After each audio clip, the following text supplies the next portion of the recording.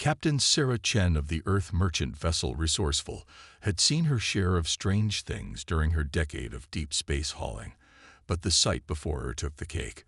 3 crystalline ships, their hulls gleaming like cut diamonds, had just dropped out of FTL directly in her path.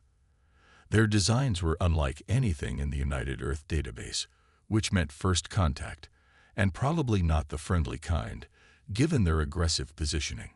"Status report," she called out, keeping her voice steady despite the surge of adrenaline. The bridge crew of the Resourceful responded with practiced efficiency. 3 vessels, unknown configuration. Lieutenant Rodriguez reported from Tactical. "They're running hot. Energy signatures suggest weapon systems charging. No standard identification broadcasts." Chen nodded, studying the sensor readings on her command display. The alien ships were beautiful, she had to admit, all sharp angles and transparent surfaces that seemed to channel light itself. They made her own vessel look like exactly what it was supposed to be: a simple bulk cargo hauler, boxy and utilitarian, with minimal visible armament. "They're hailing us," Communications Officer Park announced. "Standard electromagnetic broadcast. Looks like they've adapted to our transmission protocols." "Put them through." The main view screen flickered to life, revealing a sight that made several bridge crew members gasp. The alien commander appeared to be made of the same crystalline material as their ships, a towering humanoid figure with faceted skin that refracted light in mesmerizing patterns. When it spoke, its words were translated by the ship's AI in a resonant, artificial voice. "Primitive vessel, you have entered the hunting grounds of the Crystal Arch Dominion. Your technology level marks you as easy prey. Surrender your cargo, and we may spare your lives." Chen allowed herself a small smile. "This is Captain Sarah Chen of the Earth merchant vessel Resourceful. We're on a registered trade route and would prefer to continue our journey without incident." The crystalline being's surface rippled in what might have been amusement, preference noted and rejected. "Our scans show your vessel lacks even basic defense systems by Galactic standards. You have 5 minutes to power down your engines and prepare for boarding, or we will demonstrate why the Crystal Arch Dominion rules this sector." The transmission cut off. Chen looked around at her crew, seeing the same mix of tension and anticipation she felt herself. This wasn't the first time someone had mistaken Earth's merchant fleet for easy pickings, and it probably wouldn't be the last. "Well," she said, "looks like we're doing this the hard way. Sound general quarters. Initiate protocol Trojan Horse." The bridge erupted into activity. Warning klaxons echoed through the ship as crew members rushed to battle stations. But unlike most vessels preparing for combat, the Resourceful didn't deploy weapon systems or ray shields. Instead, it began to change. The alien pirates watched in confusion as their scans showed the human vessel's power output dropping to minimal levels. From the outside, nothing appeared to change. The Resourceful remained the same ungainly cargo hauler it had always been. "Final warning," the Crystal Arch commander transmitted. "Power down or be destroyed." Chen didn't bother responding this time. She was too busy watching the countdown on her display, waiting for the moment when the pirates would learn why humanity had survived and thrived on a death world. The 5 minutes elapsed. The crystalline ships moved into attack formation, their weapon systems charging to full power. They had no way of knowing that every seemingly empty cargo pod on the Resourceful's hull contained a surprise, or that the ship's primitive design was the product of centuries of human warfare and deception. As the first salvos of energy weapons streaked across space toward her ship, Shen gave the order she'd been waiting to deliver since the pirates first appeared. "Spring the trap." The Crystal Arch weapons fire splashed harmlessly against the Resourceful's hull, energy dissipating across surfaces that appeared to be simple metal but were anything but. Inside the bridge, Captain Chen watched the pirates' confusion register on their sensor readings. "They're charging for another volley," Rodriguez reported, unable to keep the grin from his voice. "Still targeting our vulnerable engine sections. Let's show them why that's a mistake," Chen said. "Execute dispersal pattern Alpha. Deploy countermeasures." The Resourceful's true nature began to reveal itself. What the pirates had assumed were standard cargo pods suddenly split apart, revealing themselves as independently powered weapon platforms. Each pod contained a different surprise. Some housed point defense systems, others launched clouds of smart mines, and still others released swarms of combat. The Crystal Arch commander's voice crackled over the comm, their translated tone notably less confident. "What trickery is this? Our scans showed no weapons." "That's the point," Chen replied, allowing herself a small smile. "Humanity learned long ago that the best weapon is the one your enemy doesn't know about. Now, I'm giving you the same choice you gave us. Stand down or find out what else we're hiding." The crystalline ship's formation broke apart as they attempted to deal with multiple threats simultaneously.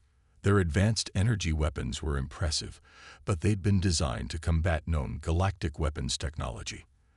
The Resourceful systems were something else entirely, hybrid designs that combined Earth's primitive projectile weapons with cutting-edge stealth and countermeasure technology. "They're targeting our drone swarms," Park reported, "but they haven't noticed the graviton mines yet." Chen nodded. The mines were one of humanity's cleverer innovations. Virtually undetectable until activated, they could temporarily disrupt the exotic matter that powered most advanced alien ships. The pirates' crystalline vessels might be beautiful, but they were about to discover why form should never be prioritized over function. The first mine detonated, catching one of the pirate ships in its field. The crystal vessel's elegant surfaces began to dim as its power systems fluctuated. The other two ships broke off their attack, clearly reassessing their tactics. "Their weapons are based on crystalline focusing arrays," Rodriguez observed. "Highly efficient, but they've never had to deal with good old-fashioned kinetic ammunition." Chen finished. "Load the mass drivers. Let's see how their pretty ships handle something they can't deflect." The Resourceful's hidden weapon ports opened, revealing rows of electromagnetic mass drivers, weapons that the Crystal Arch had dismissed as too primitive to be a threat. They were about to learn why humanity had never completely abandoned physical projectiles, even after developing energy weapons of their own. The first volley of tungsten slugs crossed the space between the ships at a significant fraction of light speed. The pirates' energy shields, designed to disperse plasma and laser fire, proved far less effective against solid objects moving at relativistic velocities. Impact points blossomed across the crystal hulls, sending spiderweb cracks through their seemingly impervious surfaces. "Direct hits on all targets," Rodriguez announced. "Their shield configurations are adapting, but slowly. They've never encountered weapons like these before." The Crystal Arch ships began to retreat, their formation scattered. But Chen wasn't about to let them escape to warn others about humanity's deceptions. "Deploy the phase nets," she ordered. "Keep them contained." More pods activated, creating an invisible web of quantum-entangled particles that would play havoc with any attempt at FTL travel. The pirates were trapped in normal space, their superior mobility nullified by human preparedness. "Message from the Crystal Arch flagship," Park announced. They're asking how this is possible. "Their scans still show us as a minimal threat." Chen's smile widened slightly. "That's because they're still scanning for what they expect to see. Humanity learned long ago that the best defense isn't an impenetrable shield. It's making your enemies underestimate you until it's too late." The Resourceful moved forward, its ungainly bulk belying the deadly grace of its true capabilities. The pirates were about to learn another lesson about human ingenuity, and Chen suspected they wouldn't enjoy this one either. After all, they'd only seen the first layer of surprises her ship had to offer. "All hands," she announced shipwide, "prepare for Phase 2. Let's show our guests why Earth's merchants are more dangerous than most worlds' warships." The Crystal Arch commander's frustration was evident even through the distortion of the translator. "Your vessel defies all logic. Each time we adapt to one weapon, you reveal another that shouldn't exist. What manner of deception is this?" Captain Chen watched as her crew continued deploying the Resourceful's hidden systems. The ship's boxy exterior was now bristling with weapons, but that wasn't what had the pirates truly rattled. It was the fact that their sophisticated scanning technology still couldn't explain how it all worked. "No deception," Chen replied. "Just different priorities. You build ships to show your power. We build them to survive." The main view screen showed the crystalline ships attempting to regroup, their once pristine surfaces now marred by impact craters and stress fractures. Their initial formation was in shambles, broken by the unexpected resistance from what they'd dismissed as prey. "Chief Engineer Patel," Chen called over the internal comm. "How about we show them why human engineering gives galactic tech experts headaches?" "With pleasure, Captain." Patel's voice carried the particular satisfaction of someone about to demonstrate a beloved piece of technology, initiating recursive reconfiguration. The pirates watched in growing alarm as sections of the Resourceful's hull began to shift and flow like liquid metal. What had appeared to be solid cargo containers and structural supports revealed themselves as interlocking systems of nanomechanes, each capable of transforming from one function to another. "Impossible." The Crystal Arch commander's translation was almost a screech. "Your technology level cannot support such advanced metamaterials." "That's where you're wrong," Chen explained, watching as her ship continued its transformation. "We don't use advanced metamaterials. Everything you're seeing is built from what you'd consider obsolete technology. We just use it differently." The truth was beautifully simple. Humanity had learned early that trying to match advanced alien technology head-on was futile. Instead, they'd perfected the art of combining simple, reliable systems in increasingly complex ways. Where alien ships relied on exotic materials and energy fields, human vessels used countless small machines working in concert.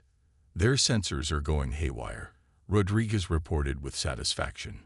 "They can't get a stable reading on our systems because there's nothing stable to read. Everything's constantly changing." The Resourceful's transformation continued. Weapon ports became sensor arrays, then reformed into shield projectors. Hull plating flowed like water, creating and dismissing armor reinforcement as needed.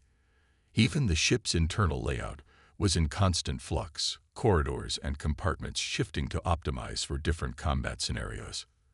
"You see," Chen continued, addressing the increasingly agitated pirates, "most species build their ships like fortresses, static and powerful. We build ours like living things, able to adapt and evolve. Every system serves multiple purposes, and nothing is what it first appears to be." To demonstrate her point, she nodded to Patel. The engineer activated another system, and suddenly the Resourceful's hull began absorbing the energy from the pirates' weapons, not just deflecting it. The absorbed power was fed directly into the ship's own systems, actually strengthening its defenses with each hit. That's not how technology is supposed to work," the Crystal Arch commander protested. "Ships cannot simply change their fundamental nature at will." "Says who?" Chen's question was genuine. Because humans looked at the galactic standards for shipbuilding and asked that exact question. Why couldn't a cargo hold also be a weapon platform? Why couldn't armor plating double as a sensor array? Why couldn't we build ships that change instead of building different ships for different purposes? The pirates were learning what many other species had discovered about human engineering. It wasn't that humanity was more advanced, but that they approached problems from completely different angles. While the rest of the galaxy built ever more specialized and powerful systems, humans had focused on versatility and redundancy. "Their flagship is attempting to broadcast a warning signal," Park announced. "But our quantum interference is blocking it." Chen nodded. "They're starting to understand. Every system on this ship has at least 3 backup functions. Every piece of technology serves multiple purposes. Even our communication jammers are part of our defense grid. There are no wasted spaces, no singular purpose components."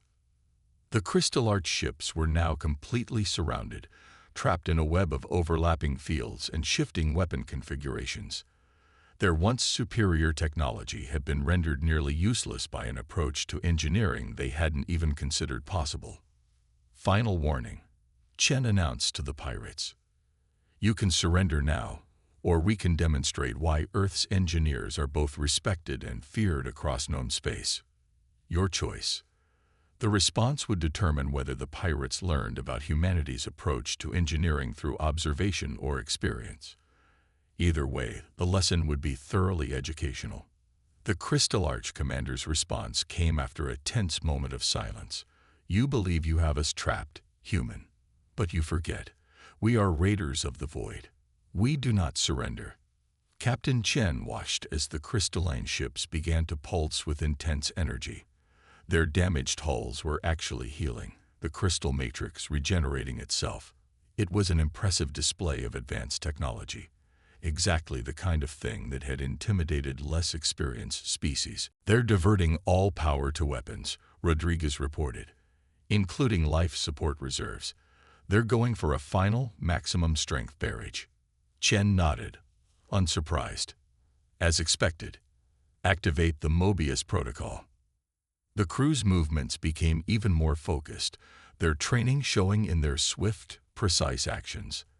The Resourceful's external configuration began another transformation, but this one was different. Instead of weapons or defenses, the ship's hull started forming complex geometric patterns. What trickery is this now? The Crystal Arch commander demanded, their translated voice carrying notes of both fury and fear. Not trickery, Chen replied calmly. Mathematics. You see, while studying crystalline technologies like yours, Earth scientists made an interesting discovery. Your ship's regenerative abilities rely on perfect geometric harmony. We wondered what would happen if we introduced a little chaos into that equation. The patterns forming on the Resourceful's hull weren't random. They were carefully calculated fractals, designed specifically to interact with crystalline technology. As the pirates watched in horror, their own ship's regeneration began to falter, crystal structures growing in contradictory patterns. Their weapon charge is destabilizing, Rodriguez announced. The fractal patterns are creating cascade failures in their power distribution network. The pirates' devastating final attack never came. Instead, their beautiful ships began to twist, their perfect crystalline forms corrupted by mathematical principles they'd never considered. It wasn't destruction, it was subversion of their own technology. Fascinating. Chief Engineer Patel's voice came over the comm. Their ships operate on principles of perfect symmetry. By introducing asymmetric fractal patterns, we're essentially giving their systems conflicting instructions. It's like introducing a virus, but using pure mathematics instead of code. The Crystal Arch ship's weapons powered down involuntarily as their crews struggled to maintain control. What had started as a simple piracy attempt had turned into a harsh lesson about underestimating human understanding of fundamental principles. This is impossible, the Crystal Arch commander insisted, but with less conviction now. You cannot defeat our technology with primitive mathematics. Primitive. Chen couldn't keep the amusement from her voice. We may not build our ships from crystal, but we've been studying the relationships between mathematics and physical reality since before we left our planet. Your technology is impressive, but it's built on principles we've understood for centuries. The Resourceful began emitting precisely calculated electromagnetic pulses, each one tuned to resonate with the destabilized crystal matrices of the pirate ships. It wasn't an attack in the traditional sense, more like forcing their technology to confront its own limitations. Their primary systems are failing, Park reported. Hull integrity is down to 40% and falling. They can't maintain their current configuration much longer. Chen opened a channel to all three ships.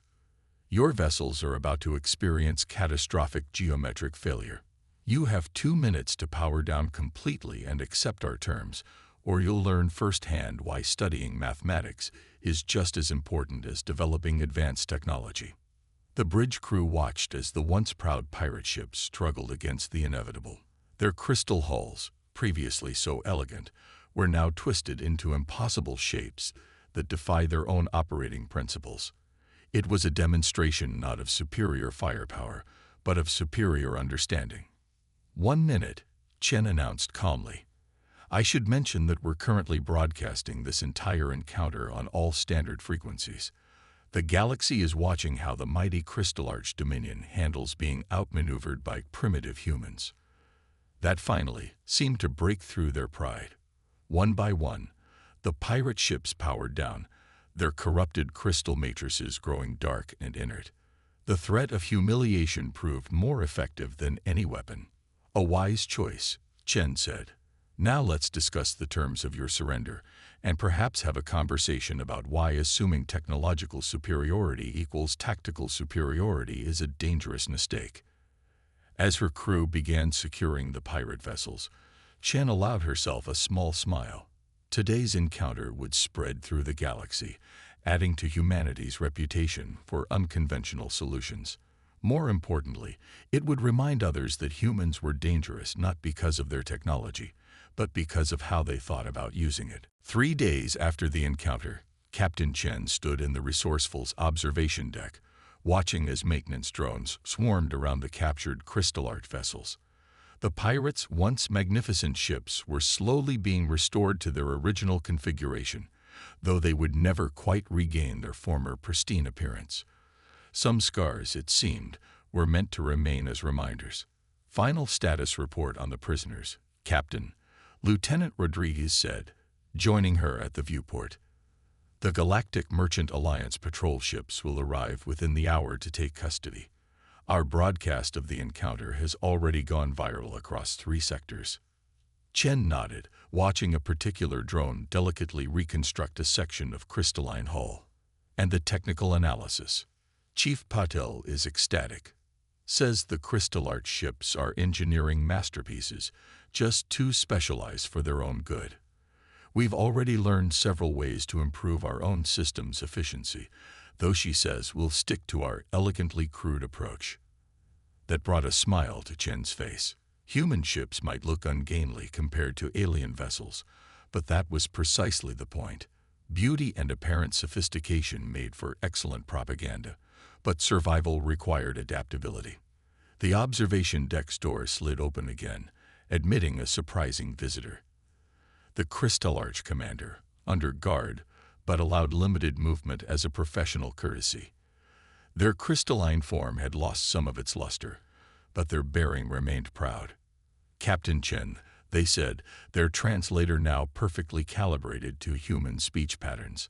I request a moment of your time. Chen gestured for the guards to remain at ease.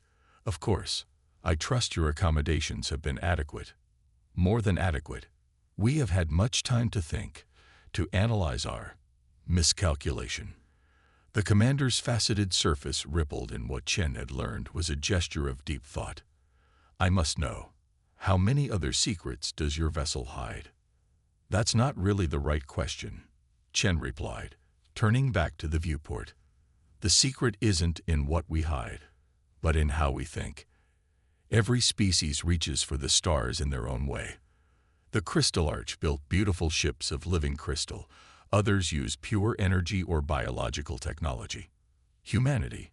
We looked at everyone else's solutions and asked, why not all of the above? But your technology is demonstrably less advanced, the commander protested, though with curiosity rather than condescension now. Our scanners still show your base systems as barely meeting galactic standards.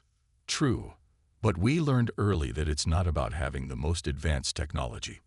It's about using what you have in ways nobody expects. Every race that achieves spaceflight has brilliant engineers and scientists. The difference is in the questions they ask. The commander moved closer to the viewport, watching their ships being repaired. And what questions do humans ask? The annoying ones. Chen smiled. Why does a ship need to look like a ship? Why can't a defense system also be a weapon?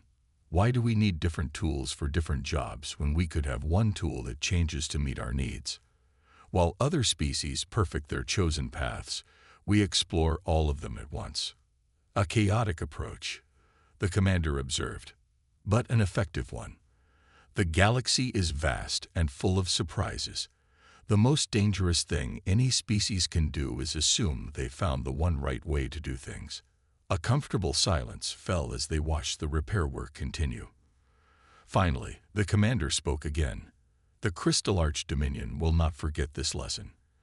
Though I suspect not all will learn the right things from it. They never do, Chen agreed. Some will try to copy our technology, missing the point entirely. Others will dismiss this as a fluke or trick. The wise ones will understand that humanity's real strength isn't in our ships or weapons, but in our refusal to accept limitations as absolute. The observation deck's comm system chimed softly. Captain, Park's voice announced, Galactic Merchant Alliance ships approaching. They're requesting permission to begin prisoner transfer procedures. Acknowledged. Chen turned to the commander. Time to go. Try to make sure your people understand. Next time humanity might not be so gentle in teaching this lesson.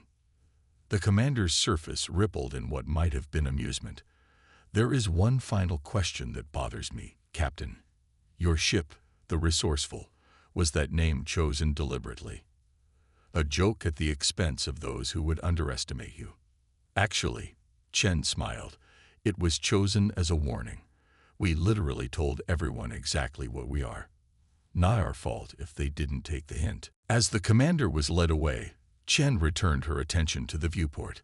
In the distance, the Alliance ships were appearing, their own designs a mix of various galactic engineering philosophies. They were beautiful in their way, each representing their creator's vision of perfection. The Resourceful, by contrast, looked like exactly what it was, a vessel built by a species that had learned to prioritize survival over appearance, adaptability over specialization, and innovation over tradition. It wasn't pretty, but it was exactly what humanity needed to thrive among the stars. Helm, she called out, once the prisoner transfer is complete, set course for our next port of call. I have a feeling our schedule just got a lot more interesting. After all, news traveled fast in the galaxy. Soon everyone would be talking about the human cargo ship that had outsmarted the mighty Crystal Arch pirates. Some would seek them out as allies, others as targets to test themselves against. All of them would learn, one way or another, why humanity's approach to space travel had earned them both respect and wariness across the known universe. The Resourceful might look like an ugly duckling among swans, but that was exactly how Chen and her crew preferred it. In a galaxy full of species trying to prove their superiority, humanity had learned that sometimes the best strategy was to let others underestimate you, right up until the moment they learned their mistake.